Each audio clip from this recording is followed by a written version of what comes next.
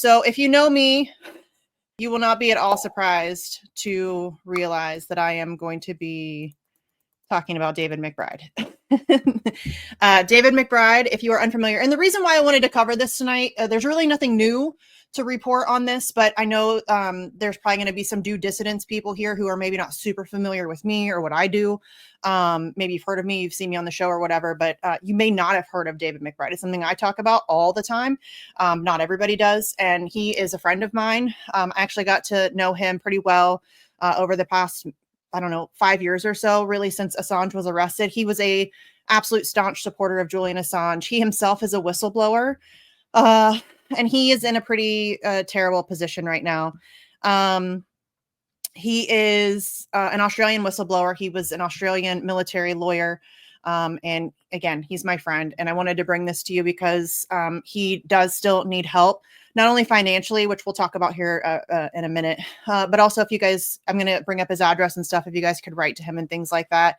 He is in prison currently. He was arrested and in prison in May of 2024. He was sentenced to nearly 6 years in prison, which is absurd on every level. He shouldn't have spent a second in prison.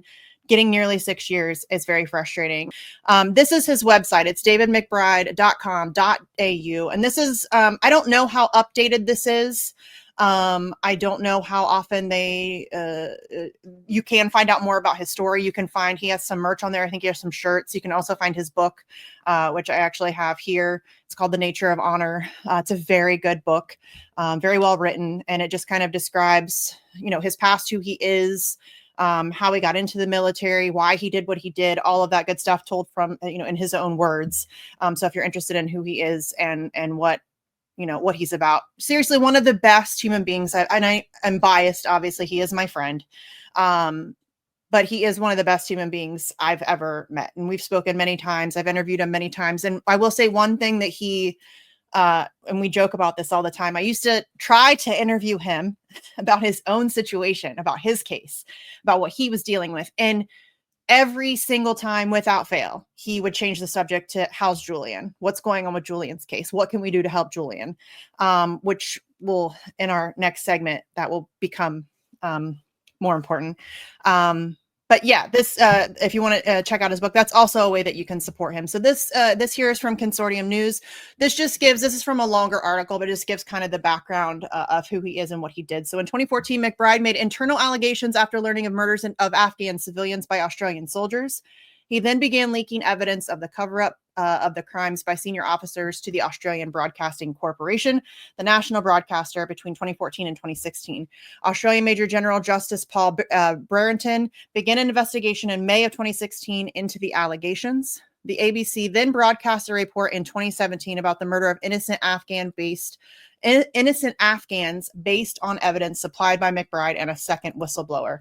In September of 2018, McBride was arrested and charged with allegedly stealing government property in violation of the Criminal Code Act 1995.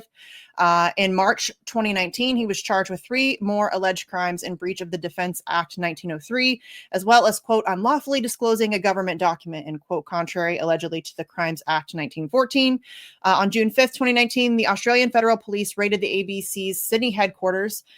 They raided a media organization. Just keep that in mind, for 8 hours and removed files. The Attorney General ultimately decided against prosecuting an ABC journalist, Dan Oakes, who had worked on the Afghan file story. Brereton made his findings public in November of 2020, pointing to, quote unquote, credible information about Australian war crimes. The report accused Australian special forces of murdering 39 unarmed Afghans, but it did not implicate senior officers. 3 years later, in March 2023, the first soldier was charged with murder, but it hasn't yet led to a conviction. So once again, the only person who is being punished for war crimes is the guy that exposed them. I mean, this is what happens, right? We've seen it time and time again. John Kiriakou exposed the torture program. Only person punished was John Kiriakou. Chelsea Manning exposed a whole host of stuff, lots of war crimes. The only person punished was Chelsea Manning and Julian Assange, the guy that published the information. And here we have that again, where David McBride, and I should point out too, And also we could talk about Snowden, but I should point out too, in this situation, as with pretty much every whistleblower situation that I've ever come across, he attempted to go through proper channels. You'll always hear that, right? Well, he should have gone through proper channels. He should have, taken proper steps and gone to his superiors. And he did that, just like they always do. And nothing was being done. And that didn't sit right with him. And so he did what he thought was right and went to the press. And he is now in prison. And in prison, he's not doing well. Again, I don't have super updated information about that, but the last I heard, there have been threats on his life. He's had to be moved a couple different times because there have been threats on his life. So, I mean, he is really not in a good place. He's very depressed. He has children. Obviously he misses them terribly. It's not a good place to be, prison. I don't think anybody will be surprised to hear that. So he's not doing well. This is his appeal fundraiser. They've already raised a significant amount of money, obviously, as you can see there. However, what we should mention is that his legal team is essentially, this is how they're being paid, period. And it is an incredibly expensive process to take on any government.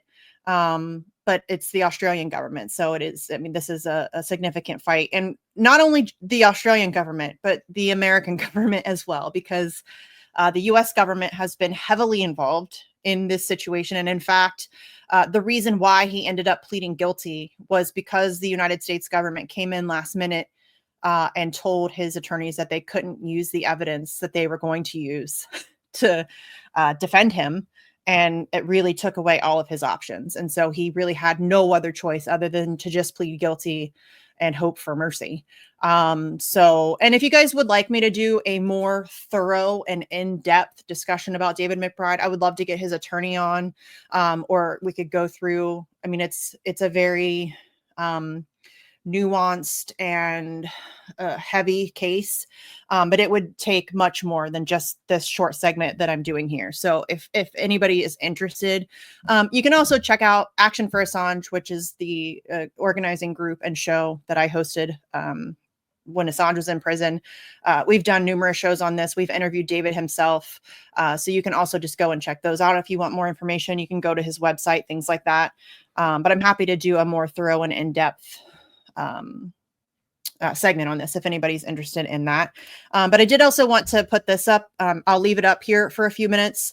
If you could please just take like 5 minutes. Doesn't have to be anything crazy. You don't have to write a novel. Hell, you could even just send a postcard. That's what I've been doing. David is a beach guy, so I went and got a bunch of ocean postcards, beach postcards, sea turtles, and all that stuff. They're very pretty. And I've just been sending him postcards every so often. That also gives him something to kind of decorate his cell with. But getting letters in prison is so beneficial. And Assange, I think, also really appreciated that when he was in prison. It's really difficult to spend that much time, especially in David's situation or Assange's situation. He's in kind of like a protective custody type of a situation because there have been threats on his life. So he's very much isolated. And his contact with the outside world is limited.